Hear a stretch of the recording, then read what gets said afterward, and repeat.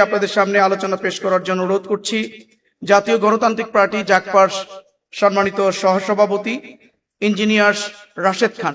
এ পর্যায়ে আলোচনা রাখছেন ইঞ্জিনিয়ার রাশেদ খান।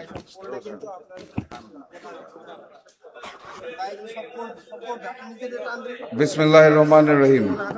আজকের এই জাতীয় সেমিনারে সম্মানিত সভাপতি, সম্মানিত প্রধান অতিথি, মঞ্চে উপবিষ্ট জাতীয় নেতৃবৃন্দ, সম্মানিত আলোচকবৃন্দ, আমার সামনে উপস্থিত সুধীবৃন্দ ও সাংবাদিক ভাইয়েরা, আসসালামু আলাইকুম। বিষয়বস্তু দ্বিতীয় লাইনে দেখবেন লেখা আছে সংকটের মুখে দেশ। প্রশ্ন হচ্ছে সংকটটা সৃষ্টি হলো কেন?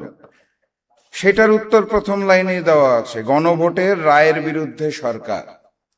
এখন যেই গণভোটের পক্ষে আমরা সবাই ছিলাম নির্বাচনের আগে, সেই গণভোটের রায়ের বিরুদ্ধে সরকার হঠাৎ করে কেন গেল, এই বিষয়টা একটু বুঝে দেখতে হবে। এখানে একাডেমিক যারা আছে তারা কথা বলবেন, আমরা শুনবো। আমি আজকে দীর্ঘ বক্তব্য দিব না, আমি খালি কিছু প্রশ্ন রেখে যেতে চাই আপনাদের সামনে, যে কেন গণভোটের রায় সরকার গ্রহণ না করে সংকটের মুখে ফেলে দিল দেশটাকে। আমাদের যে কথাগুলো কেউ বলবে না, সেই কথাগুলো আমি একটু আপনাদের ধরিয়ে দিয়ে চলে যেতে চাই। প্রশ্ন হচ্ছে, ক্ষমতার পালাবদলের পর আমাদের ডিজিএফআই কেন ভারত ভ্রমণের প্রতি এত গুরুত্ব দেওয়া শুরু করলো? পররাষ্ট্রমন্ত্রী ক্ষমতায় আসার পর প্রথম রাষ্ট্রীয় সফর কেন ভারতে করে?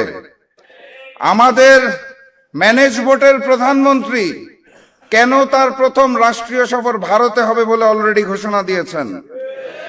এত জায়গা থাকতে কেন ভারত থেকেই ট্রেনের কোচ আমদানি করার পরিকল্পনা করা হয়েছে? যেই ভারতে সার নাই, তারা চায়না থেকে সার আমদানি করছে, সেই ভারতের কাছে যাদের নিজেদেরই নাই, তাদের কাছে আমরা কেন সার চেয়ে প্রস্তাবনা পাঠাচ্ছি? চায়না যখন আমাদেরকে জ্বালানি তেল দিতে চাইলো, সেই প্রশ্নটা আমরা কানে না তুলে, সেই প্রস্তাবটাকে কানে না তুলে কেন ভারতের থেকে জ্বালানি তেলের জন্য আবেদন দিচ্ছি? জুলাই জাদুঘর উদ্বোধন না করার পিছনে কাদের ষড়যন্ত্র চলছে? কেন সন্ত্রাসী সংগঠন ইসকনকে বাংলাদেশে 120 কোটি টাকার জমি মাত্র 2 লক্ষ টাকায় তুলে দেওয়া হয়েছে? ব্যাংক লুটেরাদের হাতে আবারও কিভাবে করে ব্যাংকগুলো তুলে দেওয়া হচ্ছে? প্রশ্ন করতে হবে, শিলং থেকে ট্রেনিং প্রাপ্ত সেই নেতা যিনি বর্তমানে বাংলাদেশের প্রক্সি প্রধানমন্ত্রী, তার হাতে কেন আমার এই সোনার বাংলা? সংগ্রামী সাথী এবং বন্ধুগণ, আমরা আকাশে ওই ঘুড়িটাকে দেখতে পারি, ঘুড়ির সাথে যেই সুতাটা থাকে তার কিছু অংশ দেখতে পারি, কিছু অংশ পারি না। সেই সুতার মধ্যে থাকে ডিপ স্টেট, সরকার, কমিশন, প্রশাসন, মিডিয়া। কিছু কিছু অংশ দৃশ্যমান হয়, কিছু কিছু হয় না।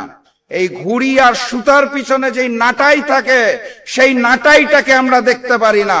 বাস্তবতা এটাই, ক্ষমতার পালা বদলে ওই নাটাইটা এই মুহূর্তে আবারও ভারতের হাতে চলে গিয়েছে। এখন প্রশ্ন করতে পারেন, ভারত কেন গণভোটকে মানতে চাইছে না? কেন তারা জুলাইকে ভয় পাইছে?